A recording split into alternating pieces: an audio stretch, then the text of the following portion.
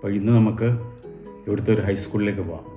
ഹൈസ്കൂളെന്ന് പറയുമ്പോഴത്തേക്കും 9th, 10th, 11th and 12th school del Norte high school ഇവിടുത്തെ എൻ്റെ വീടിൻ്റെ തൊട്ടടുത്താണ്.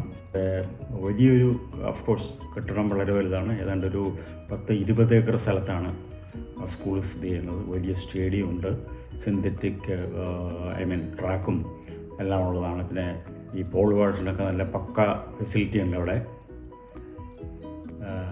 പിന്നെ ഇതിനോട് അനുബന്ധിച്ച് എനിക്കൊരു കാര്യം അവിടെ ചെന്നപ്പോൾ സത്യം പറഞ്ഞു കഴിഞ്ഞാൽ ഇതിൻ്റെ റെക്കോർഡിങ്ങൊക്കെ ഞാൻ ചെയ്തത് അവിടുത്തെ പ്രിൻസിപ്പലിനെ കണ്ടിട്ട് അനുവാദം വാങ്ങിച്ചിട്ടാണ്. അദ്ദേഹം ഒരു വളരെ വളരെ നല്ല മനുഷ്യൻ, നല്ല പെരുമാറ്റം. ഒരു സെൽഫി എടുക്കാൻ വരെ അദ്ദേഹം എൻ്റെ കൂടെ നിന്ന് വന്നു. ഇനി ഇതിനോടനുബന്ധിച്ച് എനിക്ക് പറയാനുള്ളത് ഇവിടുത്തെ ഗ്രാജുവേഷൻ സെറമണിയാണ്.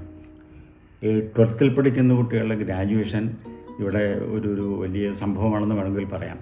നമ്മുടെ നാട്ടിൽ അന്യം നിന്ന് പോയ ഒരു സംവിധാനമാണത്. ഏതാണ്ട് ഒരു 60 വർഷങ്ങൾക്ക് മുമ്പ് എൻ്റെ കൊച്ചമ്മാവൻ കേരള യൂണിവേഴ്സിറ്റിയിൽ നിന്ന് ഗ്രാജുവേഷൻ ചെയ്തതിൻ്റെ പടം ഫ്രെയിം ചെയ്ത് വെച്ചിരിക്കുന്നത് ഞാൻ കണ്ടിട്ടുണ്ട്. അത് കഴിഞ്ഞിട്ട് പിന്നെ ഇപ്പോൾ കേരളത്തിൽ അങ്ങനെ ഒരു സംവിധാനമില്ല.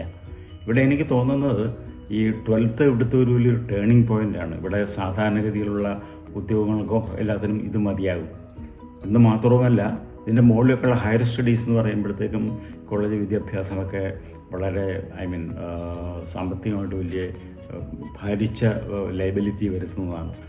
12th വരെ ഗവൺമെൻറ്റാണ് സ്പോൺസർ ചെയ്യുന്നത്. അപ്പോൾ ആ ഗ്രാജുവേഷൻ എനിക്ക് കാണാൻ പറ്റിയെന്ന് പറഞ്ഞു കഴിഞ്ഞാൽ എൻ്റെ കൊച്ചുമകൾ 12th നിന്ന് ഗ്രാജുവേറ്റ് ചെയ്തു. അത് വലിയൊരു എന്ന് വെച്ച് കഴിഞ്ഞാൽ ബൊക്കെ, മാല ഇതെല്ലാമായിട്ട് കുട്ടികളുടെ രക്ഷിതാക്കൾ, അവരുടെ റിലേറ്റീവ്സ് എല്ലാവരും വരും. ഈ ഗ്രാജുവേഷനുമായിട്ട് ബന്ധപ്പെട്ടതിൻ്റെ പ്രോഗ്രാം ബ്രോഷറാണത്.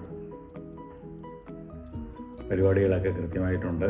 ഈ പാർട്ടിസിപ്പൻസ്, ഈ ഗ്രാജുവേറ്റ് ചെയ്യപ്പെടുന്ന കുട്ടികളുടെ പേര് വരെ ഇതിനകത്തുണ്ട്.